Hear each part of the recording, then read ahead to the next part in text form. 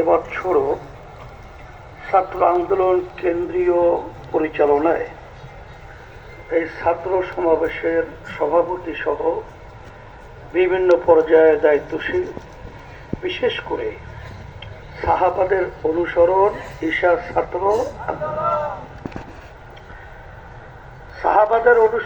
ছাত্র আন্দোলন আল্লাহ রাব্বুল আলামিন সাহাবায়ে কেরামদের গুণ কি কি আল্লাহ নিজে বয়ান করছেন। আশিদ্দাউ আলাল কুফার রুহামাউ বাইনাহুম তারাহুম রুকআন সুজদান ইয়াবতাগুনা ফাদলাম মিনাল্লাহি ওয়া রিদওয়ানা সীমাহুম ফি উজুহিহিম মিন আসারিস সুজুদ। অন্যায় প্রতিবাদে কাফেরদের ব্যাপারে তাদের আচরণ হবে যত শক্ত আমরা ভাষা ব্যবহার করি, পাথর বলো আরো কিছু, তার চেয়েও কঠিন। কোনো সার নাই, কোনো আপোষ নাই। আর নিজেদের ভিতর আচরণটা হবে এত হৃদ্রতাপূর্ণ, যেমন অনেক সময় উদাহরণ দেই, মোমের ভিতরে আগুন লাগালে যেরকম অটো গলে যায়, নিজেদের আচরণটা হবে এইভাবে হৃদ্রতাপূর্ণ। আর তাদের অবস্থান কি হবে, চেহারার দিকে যখন তাকাবে সেজদার নূর, সেজদার চিহ্ন তাদের চেহারার ভিতরে দেখা যাবে।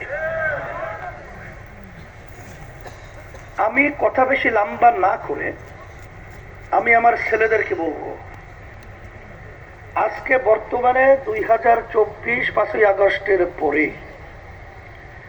এখন যে ইসলামের পক্ষে, দেশ গড়ার পক্ষে, মানবতার কল্যাণের পক্ষে যে ক্ষেত্র তৈরি হয়েছে, এ ক্ষেত্রে কিন্তু বিগত 54 বছরে এটা আমরা শুনি নাই, দেখিও নাই। কথা ঠিক না?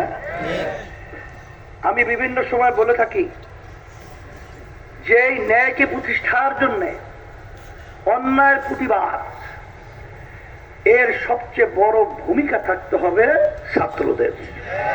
তার বাস্তবতা বেশি দূরে তো না।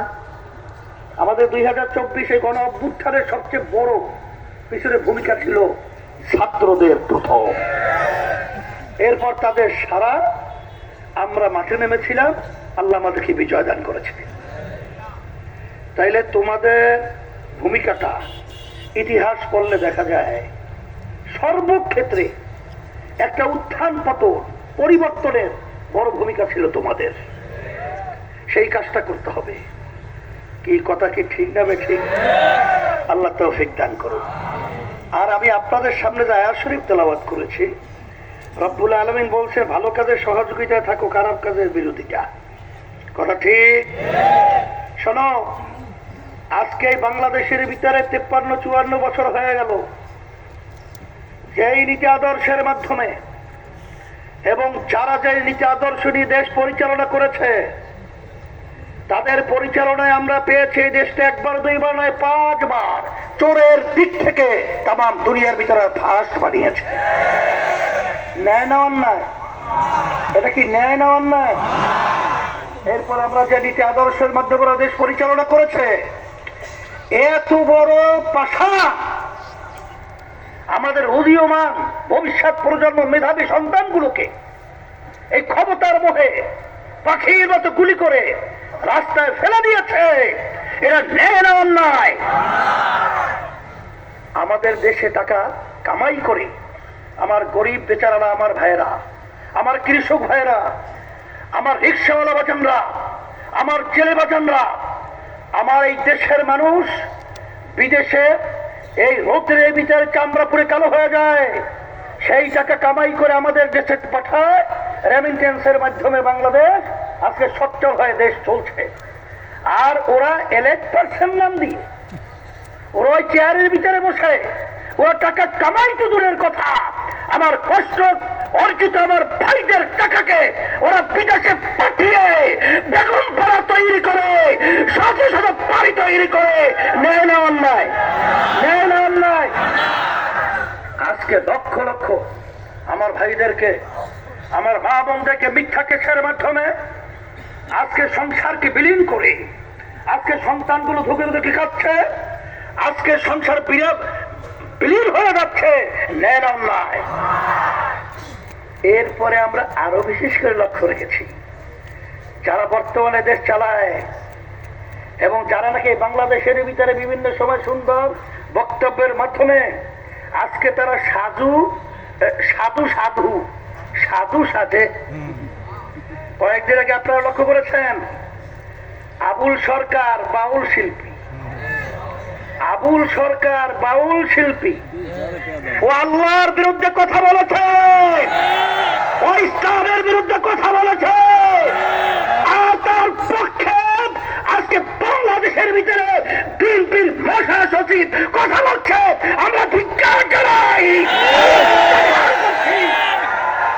সাথে সাথে আপনারা দেখেছেন, ওরে পেরের সচিব, এত বড় সাহস, টাকা কামাই করি আমরা, আর বাংলাদেশে সেই ফান্ডের ভিতরে রাজস্ব টাকা জমা করি আমরা। আর আজকে আল্লাহর বিরুদ্ধে যখন কথা বলেছে, বাংলাদেশের কলেমাগো মুসলমান যখন এর বিরুদ্ধে অবস্থান তৈরি করেছে, পেরের সচিব নাকি বক্তব্য রাখে যে তাদেরকে অ্যারেস্ট করার জন্য।